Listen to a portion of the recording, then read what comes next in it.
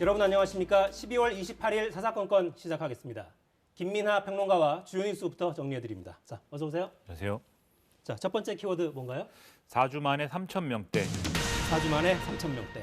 이 코로나19 신규 확진자가 4주 만에 이제 3,000명대로 내려왔다 이 소식인데요. 이 지난주 화요일 대비로 따지면 1,300명 가량 줄어든 수치이기 때문에 이 수치만 보면은 상당히 좀 희망적인 거 아니냐 이렇게 생각할 수가 있겠습니다. 다만 이제 아무래도 주말 영향이 있기 때문에 검사 건수가 줄었을 것이라는 점, 그리고 여기에 더해서 상당히 추웠지 않습니까? 이런 것들이 검사 건수에 이제 영향을 미쳤을 거기 때문에 이걸 고려해서 봐야 되겠는데요. 그럼에도 불구하고 숫자가 많이 줄었기 때문에 상당히 좀 안심이 좀 되는 그런 부분들이 있습니다. 네. 강화된 방역 조치 효과가 나타나는 것 같긴 한데 문제는 위중증 환자예요.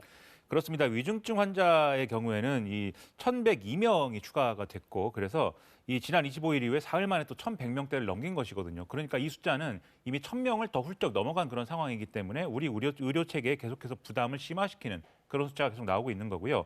또 사망자도 하루 새 46명이 더 나왔고, 이 치명률도 0.87%이기 때문에 기존의 이제 치명률보다도 높은 상황입니다. 그래서 이런 것들이 이제 부담 요소인데, 아무래도 확진자가 줄어든다고 해서 바로 위중증 환자하고 사망자가 줄어들지 않기 때문에 이 이후에 이제 후행 지표로서 이제 추이를 지켜봐야 되겠는데요.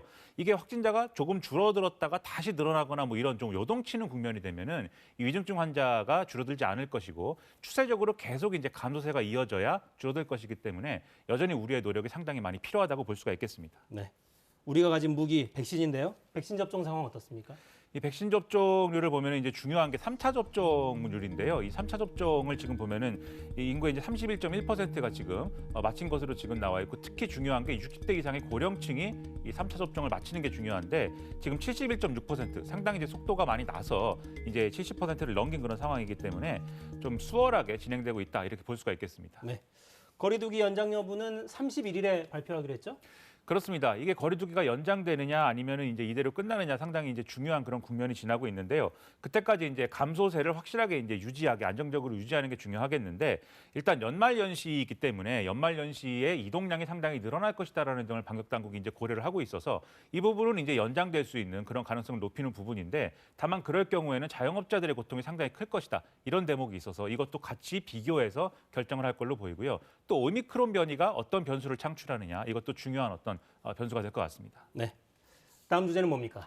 총파업 이유는입니다. 총파업 이유는 CJ 대한통운 택배노조 1,700명이 오늘부터 무기한 총파업에 들어가서 올해만 이제 네 번째 총파업을 하는 것인데, 이게 어떤 얘기인지 들여다보도록 하겠습니다. 총파업 참여하고 있는 인원이 1,700명 정도라고요? 그렇습니다. 지금 CJ 대한통운 소속 택배기사가 이제 2만 명을 넘는다고 하는데, 여기서 이제 택배노조에 소속된 노조원이 2,500명 정도입니다. 근데 여기서도 파업 참여 인원이 1,700명 정도여서 전체 이제 택배 노동자 대비 한 8%를 조금 넘는 수준에서 이제 좀 참여를 하게 되는 것이기 때문에, 이 CJ 대한통운에 소속된 택배 노동자들의 파업으로 뭐 물류 대란이 벌어진다든지 이런 상황은 일단은 아닐 걸로 보입니다. 다만 그럼에도 불구하고 노조 가입률이 이제 높은 지역이 따로도 있어요. 그래서 창원이라든가 울산이라든가 또 경기 성남이라든가 이런 지역의 경우에는 배송 차질이 있을 수가 있기 때문에 이 지역 이제 주민들은 이 부분을 좀 우려할 필요가 있겠습니다. 네. 올해만 벌써 네 번째라고 했는데 파업 이유는 뭡니까? 지난번에 이제 과로사 방지를 위한 사회적 합의를 몇 차례를 통해서 이제 우리 사회가 이제 좀 가능하도록 정치권과 이제 택배사 그리고 노동자들이 합의를 했었는데, 이걸 통해서 이제 좀 요금이 오르지 않았습니까? 근데 이것을 이제 공정하게 분배해야 된다라는 게 지금 노조의 주장입니다. 그래서 요구 사항을 좀 보면은 택배 요금 공정 분배 이 내용이 있는데요. 지금 이제 인상된 택배 요금을 절반을 지금 회사가 가져가는 구조인데, 이게 아니라 전액을 이 택배 노동자들의 과로사 해소를 위해 써야 된다라는 게 택배 노조의 이제 주장이고요. 그다음에 이 급지 수수료를 인상해라. 급지라는 게 이제 1급지, 2급지 이렇게 지역별로 차등화된 수수료가 있습니다. 이걸 전반적으로 인상해라. 그다음에 별도 요금 폐지해라. 택배 노동자들에게 주어지는 부담을 좀 감경시켜라라는 거고요. 표준계약서 부속 합의서를 철회해라. 이거는 사회적 합의로 표준계약서를 작성하도록 해서 이 택배 노동자들의 노동 조건을 표준화시켰는데, 부속 합의서를 통해서 택배 노동자들에게 불리한 조건을 또 부과해가지고 사측에 유리한 방식으로 또 해서 표준계약서가 무력화되고 있다. 이 주장을 하고 있기 때문에 이걸 개선해라라는 겁니다. 네. 회사의 입장은 어떻습니까? 회사 입장이 이제 노조 측의 주장이 다소 이제 편향적이다. 그래서 회사가 여러모로 사회적 합의 이행을 위해서 노력하고 있는데, 좀 근거 없는 수치라든지 자료를 기반으로 일방적인 주장을 펴고 있다라는 거고요. 특히 사회적 합의를 통해서 공식화한 이 분류 작업에 대한 이제 택배 노동자들의 노동을 좀 강경시켜주겠다. 이 부분은 새해부터 이제 좀 성과를 낼 수 있을 것이기 때문에 지금 이렇게 파업을 하는 것은 국민들이 납득하지 못할 거다라고 주장을 하고 있습니다. 네. 이제 연말연시라서 물량이 좀 많아지는 시기여서 어떻습니까? 물류 차질이 빚어질 가능성도 있습니까?